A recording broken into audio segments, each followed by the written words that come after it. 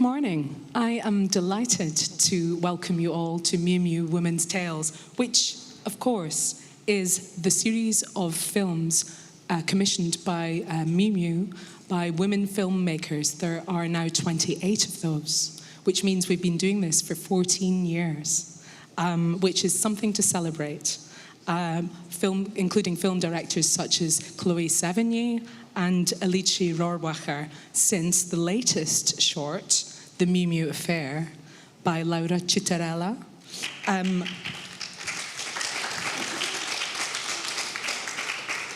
Premiered here yesterday at Venice Film Festival.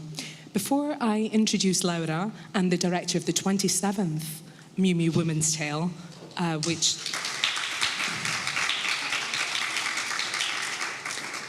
Chui Mui, and we're going to get down to talking about their work as well as some of the issues affecting women both in front and especially today behind the screen. Let me say that we've got 45 minutes in total, much shorter than usual, so we're going to try and romp through these questions so that there's one or two questions from you from the floor. If you can wait till then, that would be great. I am thrilled to be introducing Laura Citarella, Argentinian writer, director, songwriter, and winner of the Best Director and Best Screenplay at the International Cinephile Society Awards last year for Trenkelauken. For those of you who haven't seen the two-part, 4-hour, genre-busting film, and perhaps its companion piece, Ostenda, in 2011, Laura's films are characterized by the way that they are made, by this amazing troupe of collaborators that she has massed over the years that characterize the way the films feel and look, as well as how they occur, which we're going to ask her about in relation to her Miu Miu Women's Tales short, The Miu Miu Affair. It's also our pleasure to be joined by the director, writer, producer, and artist. There's many other things on that biography, but I didn't get them all in. Chui Mui. Born in Sangay Ular in Malaysia, did I get that right? Miu Mui has been working, you see the possible trap here, Mui, not Mui, has been working in cinema for 20 years, during which time that she has made more than 10 short films, so she's something of an expert in our form. But her interests aren't limited to film. She's got an extraordinary bio, which I welcome you to read up on. But let's just say she spent the last 4 years mastering Brazilian Jiu-Jitsu just to make our first martial arts genre film in the sequence, which is called I Am the Beauty of Your Beauty, the Fear of Your Fear, which we look forward to asking her about now. So, after such a big long preamble, let's start right back at the beginning with the origins of your films. All Miu Miu Women's Tales directors are given the very same provocation by Mrs. Prada, which is to create a short film, which we'll come to, short, about femininity using the latest Miu Miu collection. That's all the stipulations, but always there's such a different outcome each time, and we've got two extremely different films. Tell me about your invitation to make the film, would you each? Can you start, Laura? When the invitation came to you and what you made of that brief. Okay. When we received an email from Gaia, from Giornate degli Autori, and we were with Ezequiel, who is my husband, actor and producer also of the short, we were like surprised because I'm not very involved with the world of fashion, so I thought, why are they calling me for this? But then I understood, I knew the project and I understood it had nothing to do with this. Of course, it has to do, I think, with the encounter between two worlds that maybe don't know each other, and there's the beautiful thing of the project that suddenly a director meets Miu Miu and has to do something with that. So at that very moment, I thought I had finished my film Trenkelauken, and we've been traveling around, and the film was shown in many places, and I was wondering what to do with my life. That is something that happens when you finish a film. And so I thought it's a good way of going out of Trenkelauken, no, and to something new. So in a way, the film started being, the idea was like melting what I know, what I've been shooting for 6 years, because Trenkelauken is a film I shot during 6 years, melting that world with this almost alien world for Trenkelauken, which is the world of fashion, which is the world of Miu Miu. So that was the place where I started to think the film. Thank you. How about you, Mui? I got the invitation when I was doing a road show of my previous film, Barbarian Invasion. I was like traveling among like 11 cities in China, and then I got a call.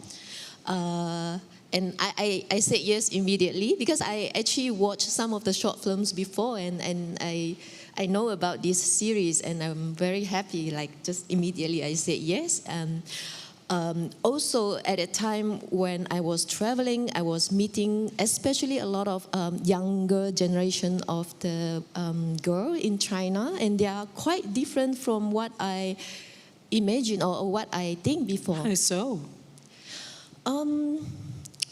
But of course, every generation is very different, and I think now the gap is getting faster. Like every 5 years is different.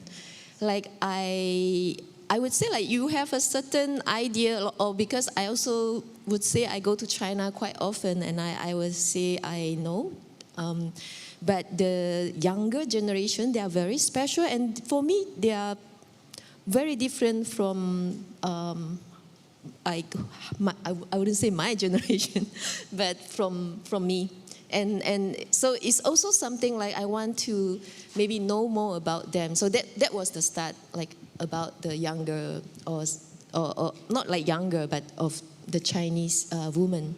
Fascinating. Well, tell me about form now. You're not known for the shortness of your films. You've made a film that lasted 16 hours. So, am I right? Yeah, I was producer of La Flor, yes, 14 hours. Okay, you 14. You were exaggerating. I am exaggerating. I'm known for it.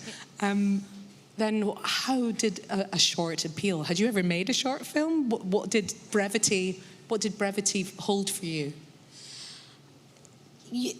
I don't know. It is not that I'm part of the group El Pampero Cine, and we've been making films for 25 years, and you can find films that are 1 hour and films that are 14 hours and films like Trenkelauken that is 4 hours and a half. I think that the way we think the production of the films is the other way around. It's not trying to make the films fit in a format, but try to understand what the film needs to be, because there's a story there and needs to be told, and you need time to tell that story. So in a way, I think there's a relationship also with the way we produce, because we shoot in many years usually. So if you have time to think more, and you have time to reinvent, and you have time to expand. So our films started being like expanding, because we make them while we live our lives. So, for example, in Trenkelauken, I suddenly was pregnant, so I included this in the film, and then we had a daughter, and our daughter appeared in the film. So everything is like communicating between life and cinema. So that's why we like to. It's kind of a way of working which makes films like expansive films, rhizomatic films. They're alive. Sorry? Your films are alive. Yes, in a way. I mean, we don't make films about our lives, but yes, we include, in a way, we are all the time also documenting the life of the people making those films. But in this case was different, because the structure of production, not only because we had to make a short, but also because we had a schedule, we had to put it in. It was a new experience for us. It was a really interesting discovering for us, like not an industrial structure, but for us who are very independent on production, it was like trying something more organized in weeks. So it was hard, but we learned a lot. It was a good experience on these regards. Well, what about the other side of the brief, this idea that Mrs. Prada challenges you to explore femininity? How did that key into what you did? Yeah, I think it was right at the moment I was saying, like I was at the roadshow and then I was surprised by the new generation because it was like a discussion of what is being a woman, or at that particular time was more like woman filmmaker. So I was actually in the middle of the question, like what I understood as woman is so different from the younger generation now, but it's also like...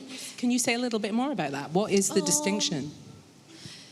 I guess I always feel very lucky to be a woman filmmaker, and I still think, but not so for the younger generation. That's like a long topic. I don't go into that, but it's more like I start questioning like my idea of what is a woman, and is it because of my upbringing and my life experience, and it is so different from what is seen in China. I saw the gap, and so I thought I would start with this. It's my own question about what is woman. And the coincidence is when we first go to see the location we want, the place that we wanted to use, they were preparing for a festival, a Hindu festival, which is called the 9 Nights of Goddess, Navaratri, 9 Nights of Goddess. Is like of 9 transformation of the goddess. So the goddess can be like a beautiful virgin girl, and then turn to a nurturing wife, and then can turn to a very fierce teacher, and then, but actually it's the goddess Kali, the transformation. So in her fierce form, in a very powerful form, she is like all powerful and with her tongue hanging long and with 10 hands holding weapon and all that. But at the same time, she's like the kind mother that will protect the woman, and she have like different transformation. And I'm like, yeah, actually, we sort of took that part out from a woman. Like most of the goddess, in the beginning, they are all powerful and even like strong, and but now we have goddess that's like only nurturing and nice and gentle and beautiful, and we took out the fearsome part of the woman, and that was maybe my starting point. I will start with this. I'm the beauty, but I'm also fearful that you should fear me too. That's how I see it. I don't think woman is only that. It's only gentle, beautiful, soft, or nurturing, but we can also be powerful, strong, fearful, and we can change things. And yeah, that's the idea. Laura, I know that you share some part of that, in that you've been skeptical about reviewers and critics trying to boil all that you do down to one single female perspective. It feels a bit reductive. Can you say a little bit more about that? And does that have any place with this project? There's been some reviews of your films that are very much about just being a female viewpoint. So sometimes you're a bit reticent. Yes, reticent, especially since you're a collective. Yeah. You're not just women. Yes, I was listening to her, and I think that first, women are diverse. This is something that we've been trying to work during the last... That was what feminism was meant to be, right? I mean, we are not all the same. I don't know if...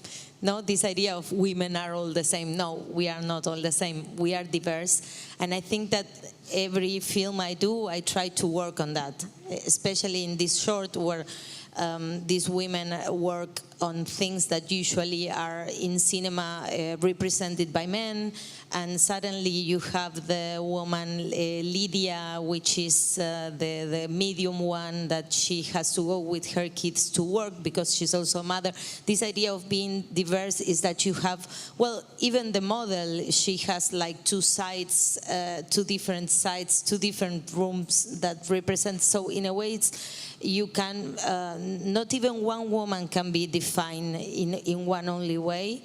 And sometimes when you listen to the critics or you read things that try to be enthusiastic about your films, but they say female world, female gaze, and that kind of things, I think is a way of, this way of classifying is also a way of killing the possibility of rethinking what the director is trying to do. So I usually feel that it's a way of organizing something that sometimes critics, they don't understand. So they, as you are a woman, they prefer to say, well, this is a film by a woman and this is a feminine, female gaze of the world. And this also brought a lot of problems because many women started making films trying to, how do you say, to adapt to this gaze, and they started. Oh, it's created a genre in itself, you think? Yes, and they started doing like small things, like not that sensitive, because we are. It's a dialogue between the critics and women directors. I mean, it is not that you can. It can happen to you, no? Suddenly you are confused because everybody say you should do films this way because you are a woman. So you have to be very attentive to this kind of classifications because they are dangerous in a way. Can I stay with you one moment and talk about a different duality? Because it seems to me in your film there's there's more than two things happening. You're allowed to be more diverse. Got it. But there's the kind of the expression of Il Pampero Cine, and I mean, not only are some of your cast and your location from Trencalauken in the film, but then there's this other thing. So there's the kind of expression of you and you-ness, and then there's also this kind of other meta thing about fashion. And you mentioned earlier, we didn't know if we're really part of that world. Yes. And the strategy seems to use humor. But, you know, often we all know a lot of films about fashion can be like, you know, Pret-a-Porter, Zoolander, you know, just kind of one-note send-ups. But there's a kind of very interesting humor. I mean, I thought it was really bloody funny. Can you say something about that? I'm sorry, that's not even a question, that's 5 questions. Yes. No, I think that the humor comes from different places. One is this relationship we ourselves had with the world of fashion, because you can find, for example, there's one joke that for me is the clear example that was when we started. Can I guess? Is Yes. it clothing as evidence? It's not that one, but could be that one. No, there's a moment where she's talking on the phone. No, she's recording herself, and she says, "There's a lot of Prada, Miu Miu clothes." This was something that happened to us all the time. We said the short of Prada, and one day Verde Visconti told me, same family, different brand. She had to explain this that I knew, but I mean, you are not in that world, so you don't know the language exact, no? So we used all these things that appeared, or the things with the ¿cómo es aduana? Customs. The customs in Argentina, it's very difficult to bring things to Argentina, to bring money to Argentina, to bring clothes to Argentina. So Max had a lot of work, and all the people from Miu Miu trying to bring that clothes safely to Argentina. So there's a joke about customs that one of the actors, Rafa, says, well, you know, the Argentinian customs are. So in a way, we were bringing to these characters the same relationship that we had at the beginning with this and new the viewer world probably has. Yes. Yeah. Yes. It's the first mystery genre film, first martial arts genre film. We're breaking new ground this year. What does it? What are interesting other genres that you didn't see represented it when you were watching the films? What are other genres you think we could explore? Haven't done horror yet? For me, it's more like a continuation from the Barbarian, because with Barbarian, there is certain part is actually action film and martial art genre. And the amazing end scene where you see it all come together on the horizon. Beautiful. Yeah. Amazing. So I mean, for Barbarian, there's like 3 genre in one film, and for this is more like a continuation. We want to make a sort of action film, and the problem is I actually have the action in mind first before the story. So I just thought I want to design the fight first. So I designed the fight first before I designed the storyline. So it's for me very because I also designed the action, like action choreography, but I brought in like coach to coach the different martial art. But actually, it's my first experience to be like the action director. I was very struck in the interview that you filmed on miumiu.com to accompany the film about this theme of embodiment and the whole idea about the mind having overpowered the body. And in fact, your project was to try and use the body in service of the mind, correct that mind-body. There was the whole. There was one of the topic in the Barbarian Invasion is about finding yourself, and the first thing she did was to find her own body, like to have control of the body. And there was this Indian monk told her that. Your body is not the prison of your mind, but your mind is the prison of your body, which is a Foucault. It's a Foucault line, but Foucault, spoken by an Indian monk. That was sort of the prelude to this, like a continuation. And for me, maybe I'm still exploring it, that how we don't understand our body and how we never use our body to think. And this, sort of still following my previous feature films idea or concept. One of the things that's so great about Miu Miu Women's Tales for me every year is that we get a chance to get a taste of film being made in different places that often we're very ignorant about in Europe. And I'm aware that you both work with production companies that touch against other talent, etc. You're working with New Next Wave, and I'm going to try very poorly to pronounce the specific filmmakers that you've been working to promote, such as Chloe Yap Moon Yi and Jackie Yip and Lim Han Lung. Can you tell us about that experience and about the kind of talent that you think we should be seeing that we're not? It's difficult to see Malaysian film on European and North American platforms, unfortunately. So. I think when I started making film 20 years ago, we are also like a group of collective filmmakers, and we were take turn helping each other. So that's why, like all those things we did is because we really don't have others, and we don't have any budget, so we have to like. So for my film, you'll be my actor and cameraman, editor, and then. For the next film, then maybe I will be your editor or your art director, and that's how we started making film. And so even for my previous film, we still work like this. So there are like maybe 4 or 5 directors working in the film, but they are my actor or my DP, or so it's actually like a directors collective still even now. So like some of the young filmmakers, they are directors, but they will also work as various roles. That explains it. I was looking through all the credits, and sometimes they were one thing and sometimes they were another. Okay. Yeah. So like, for example, my third AD or my Conti, Miki Lai, she just won the Locarno Short Film Award. So these are like all the young filmmakers that are very brilliant, and it's very nice to work together, like with people who can understand your film, and we can talk on the set and share things, and that's I know that's something that you recognize and you share, and I love the stories about all of your different families all holidaying together, just taking a couple of days out to get a bit of filming in and, you know, traveling back and forth. That's one thing. But then I read also in reviews you talking about the fact that Argentinian film is at risk, I think you used the word. Can you tell us a little bit about that? What support is it that you need?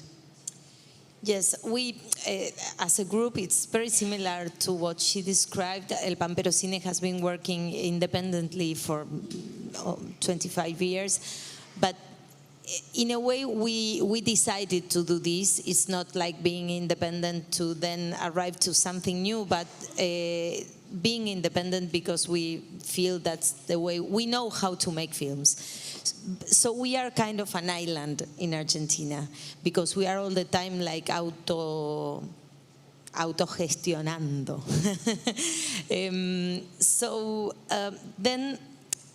But there's a context for doing that, or at least there was a context for doing that, because you have an industry, small industry, but interesting, because there are many directors, many producers, many people making films, and most of the films, you can see them here or in Canon, in the best festivals, and this was happening for almost 20 years. So when the context helps, you can be independent. You know, you exist because there's something bigger. There's an institution that supports cinema.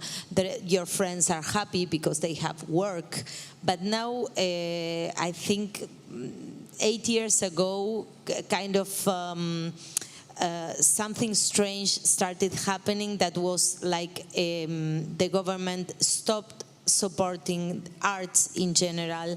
They are putting in crisis the situation of the government helping for making films, which is stupid, because if you have an institution helping films in Argentina, people from abroad also will come, and I mean there's an exchange with other countries. And there's an economy around it. There's an economy, and there's a possibility of having a cinematography in Argentina. So this started changing because the right parties started like making kind of a war to the cinema, like saying you are lazy people, that kind of things.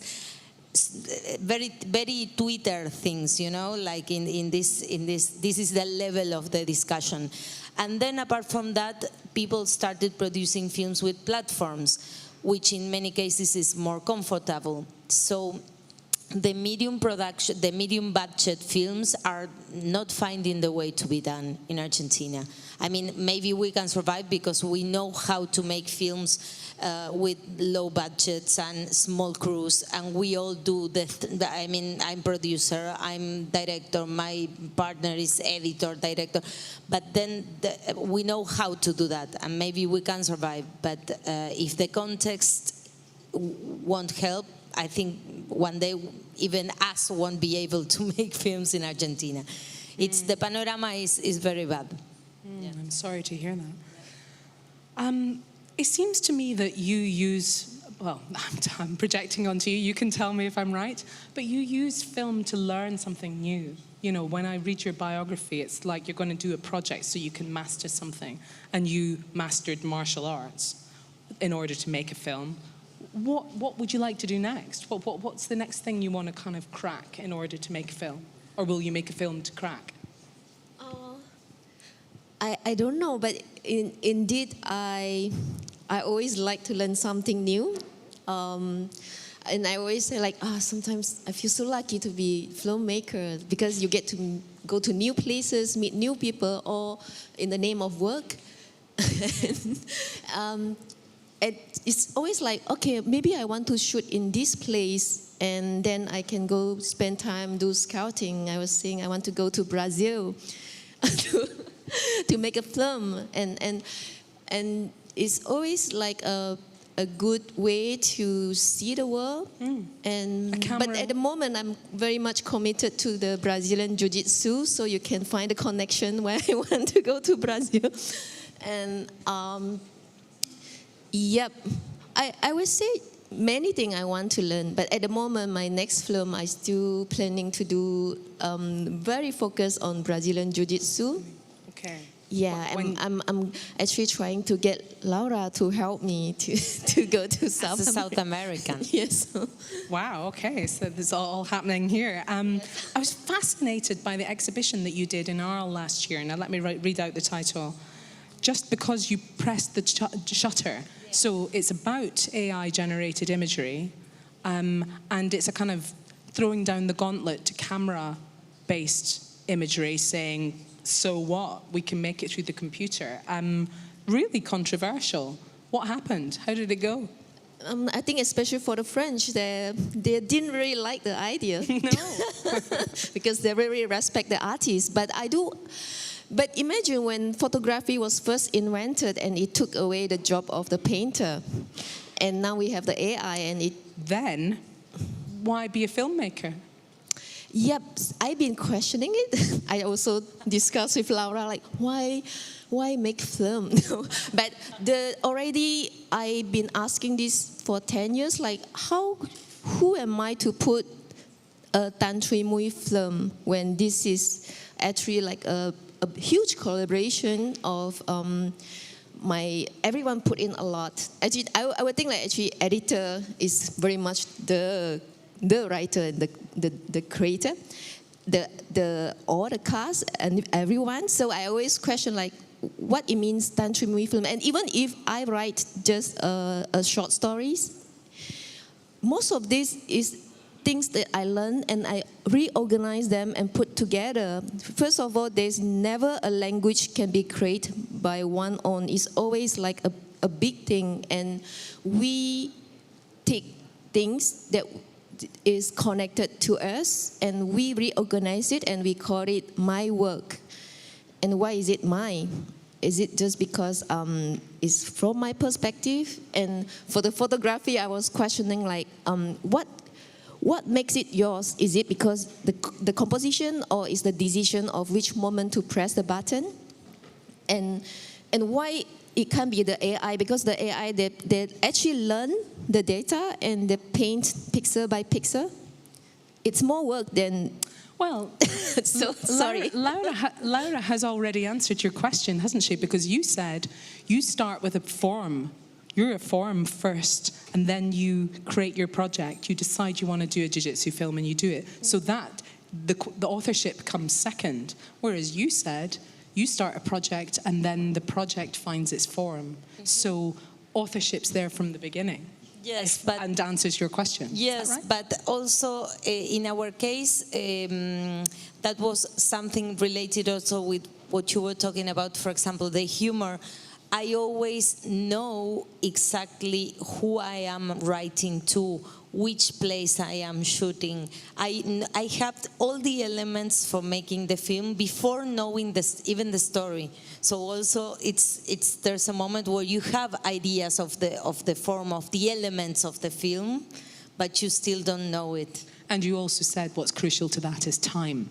Yes. Yeah. Sí. Okay, 3 last questions, if I may. Let me just find them. Where the hell are they? Okay. Somebody is doing things. Oh, yeah. I've got 5 minutes. That's why. 3 last questions. Thank you. I am trying to imagine your time here in Venice. Surely you are going to be seeing To Kill a Mongolian Horse, because I believe you are its producer now. Yeah. If I can share a kind of rather unglamorous detail with you, I was with someone for makeup this morning who was raving. I can't wait to see this film. Oh my God, they waited for a blizzard. They didn't create one, they had to find one. They made the horse, etc., and told me all the details of your production. Tell us about it, and what else are you looking forward to seeing at the festival this year?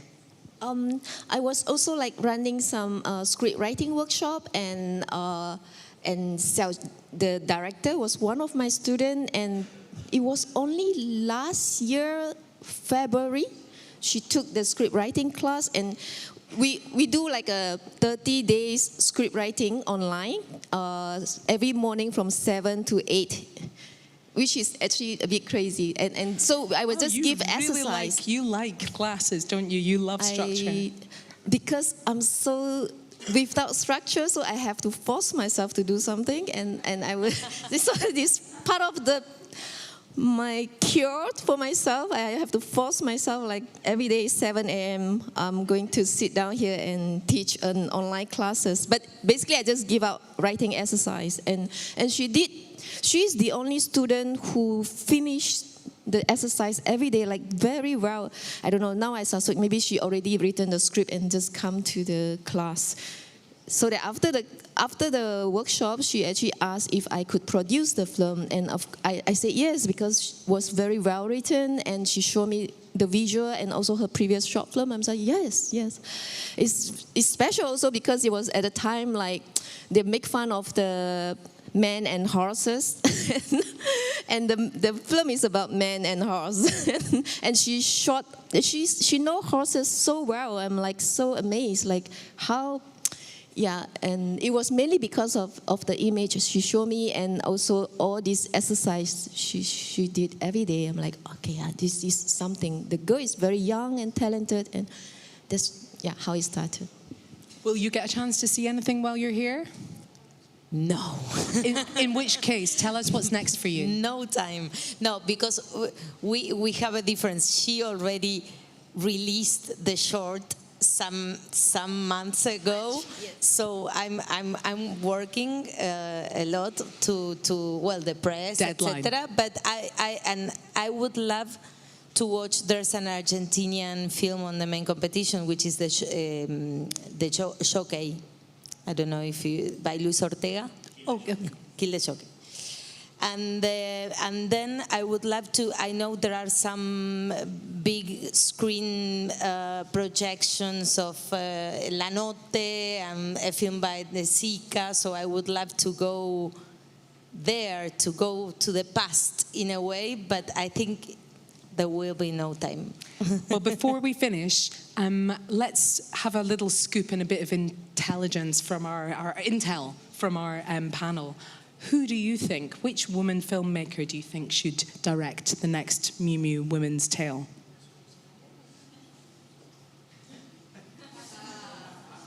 Dumbfounded.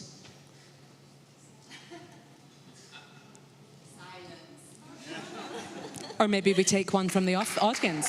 All right, okay. I have some names, but I'm going to tell Verde and okay, Max and Ismaele after this, yes, okay. Because maybe, I don't know, just in case. I will be back here for conversation number 2 with actors Molly Gordon and Jasmine Savoy Brown. But for now, it just remains for me to thank the directors of Miu Miu Women's Tale 27 and 28, Tan Chui Mui and Laura Citarella. Thank you so much. Thank you, Penny.